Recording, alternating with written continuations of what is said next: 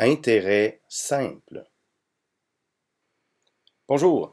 Donc, aujourd'hui, puis dans les prochaines vidéos, on va commencer à s'intéresser à des situations financières plus concrètes. Donc, en particulier, aujourd'hui, on va toucher à l'intérêt simple qui va s'opposer à ce qu'on va voir dans la prochaine vidéo, l'intérêt composé. Donc, bon visionnement. Pour comprendre ce qui se passe avec l'intérêt simple, on va le considérer étape par étape. OK? On va regarder ce qui se passe. Donc, à l'étape 0, donc au début, là, au tout début, on décide de placer de l'argent. C'est ce qu'on appelle le capital initial. Et puis, bon, ce montant-là, on le définit par C indice 0, hein, c'est l'étape 0. L'intérêt qui sera, bon, qu'on aura là, pour la première étape, bien, ça va être proportionnel à ce montant-là. Hein, et le coefficient de proportionnalité, c'est le I, c'est ce qu'on appelle le taux d'intérêt. Donc, l'intérêt sera de C0 fois ce I-là. Donc, à l'étape 1, comme j'ai dit, après une étape, donc le nouveau capital sera le C0 plus cet intérêt-là. Donc là, il y a C0 dans les deux termes. Je peux isoler, c'est-à-dire je peux le mettre en évidence. On va faire C0 et là, parenthèse 1 plus I. Donc ça, c'est l'étape 1. Ce qui se passe avec l'intérêt simple, c'est que ce montant-là d'argent, ben, on s'en va le cacher dans une petite boîte, là, et puis on n'y touche plus. Okay? L'intérêt va continuer à se faire de la même façon à partir du capital initial. Donc, qu'est-ce que ça veut dire? Ça veut dire que quand on est rendu à l'étape 2, ben, c'est quoi le montant que j'aurai d'accumuler à l'étape 2? Ben, ce sera le montant que j'aurai déjà accumulé, plus l'intérêt qui aurait été fait à l'étape 2 sur le capital initial, donc le C0 fois I. Donc, j'aurai C0 fois 1 plus I, donc mon nouveau capital, plus le C0 fois I. Donc, si là, je regarde, ben, ça fait C0, parenthèse, 1 plus 2 fois I. Donc là, ça, autrement dit, c'est le même intérêt qu'on fait à chaque étape. Donc, après plusieurs étapes, ça se généralise assez facilement. Hein, on va remplacer le 2 par un N.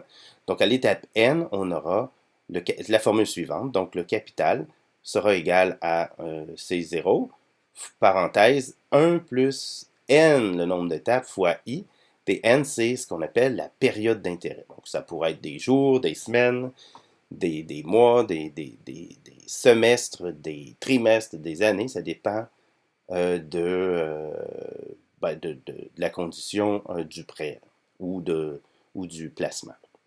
Donc, on va regarder un exemple. Qu'est-ce qui arrive si j'ai 2500 $ à placer à un taux mensuel simple de 0,75 %? Soit dit en passant, on tasse la virgule de 2, là, ça fait 0,0075. Donc, on applique la formule simplement. Donc, on dit que le capital accumulé au bout de 3 ans, c'est ça qu'on veut savoir, au bout de 3 ans, comment que ça fait. Donc, 3 années, ça veut dire 36 mois. 36 mois, c'est 36 étapes. Hein? 36 étapes parce que il y a 12 mois dans un an. Donc, je fais 3 fois 12, ça fait 36. Donc, après 3 ans, j'aurais fait 36 étapes. Donc, je prends la formule simplement, puis je tourne la manivelle. Donc, le C36, donc c'est 2500 fois 1 plus 36 fois mon taux d'intérêt, 0,0075. Et là, à ce moment-là, on ne met pas le pourcent, là, on met vraiment la forme, décimale. Donc, ça fait 3175. La même formule, OK? Là, des fois, on cherche le capital. Ici, on cherchait le capital après plusieurs étapes, mais on peut connaître, on peut dire, hey, moi, j'ai envie d'accumuler tant. Quel capital qu'il faut que je mette pour que ça me donne ça au bout de N années? Bon, ben, on part de cette formule-là, puis là, c'est assez simple d'isoler le C0. Hein, on fait juste diviser par la parenthèse. Donc, ça donne C0 qui est égal à Cn sur 1 plus N plus I. Donc, de la même façon, on peut faire un exemple. On achète quelque chose à 700 $.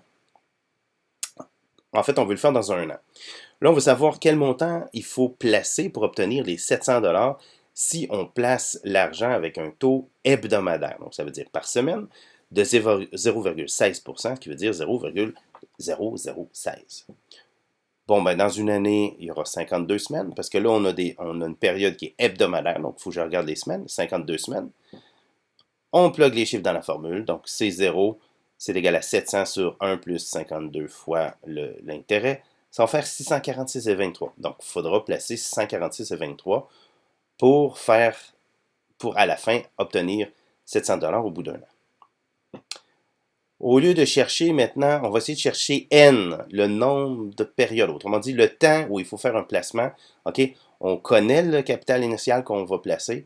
On sait ce qu'on veut obtenir. On veut savoir combien de temps il faut qu'on le mette. C'est ça que ça veut dire. Donc, à ce moment-là, il faut isoler le N. Là, ça demande un petit peu plus d'effort, mais ce n'est pas si compliqué. Donc, on va diviser par C0 des deux côtés. Donc, j'ai Cn sur C0 qui est égal à 1 plus N fois I. On fait moins 1 des deux côtés. Et on a juste à diviser par I. Donc, j'aurai que N, c'est 1 sur I. Parenthèse, Cn sur C0, moins 1. Ça aussi, ça peut être utilisé pour certains problèmes. Donc, par exemple, si on veut savoir pendant combien de temps il faut placer 560 $ à un taux d'intérêt quotidien simple de 0,04% pour obtenir 625 $, ben là, on a un taux d'intérêt quotidien. Donc, quotidien, ça veut dire le nombre de jours. Donc, le N, il va représenter des jours. Ben, on met les chiffres dans la formule, 1 sur I, le capital final sur le capital initial, moins 1. Bang, ça fait 290,18 jours. Ben, si on veut obtenir ce montant-là, ben, il va falloir attendre le jour d'après, hein, parce que l'intérêt se fait par le jour. Donc, on doit attendre, on doit arrondir à l'entier supérieur. Donc, 291 jours, là, on sait qu'on va avoir notre 625 $. OK, maintenant, si je veux trouver le taux d'intérêt maintenant, hein, je connais tout le reste, mais je veux trouver le taux d'intérêt, ben, vous remarquerez que pour ce faire, on voit que I et N là, ont un rôle complètement similaire. C'est une multiplication là, ici. Donc, j'ai juste à remplacer I et N dans la dernière formule que j'ai trouvée. Donc, je vais trouver que le I, c'est 1 sur N, Cn sur C0 moins 1. Et encore là, ça peut être utilisé. Mettons qu'on a 10 000 $ de capital initial. On veut que ça génère 15 000 $ après 7 ans. Quel est le taux annuel simple? Il faut placer l'argent. Bon, ben, on sait que là c'est 7 étapes. Donc, j'aurai 1 sur 7, 15 000 sur 10 000 moins 1. Et ça donne le 7,14%. Ça se fait tout seul. Donc, en conclusion, l'intérêt simple, c'est simplement une situation où l'intérêt est mis de côté à chaque étape. Et l'intérêt se calcule sur le capital initial C0. Donc, on a cette formule-là ici, toute prête, dont on a vu plusieurs variantes.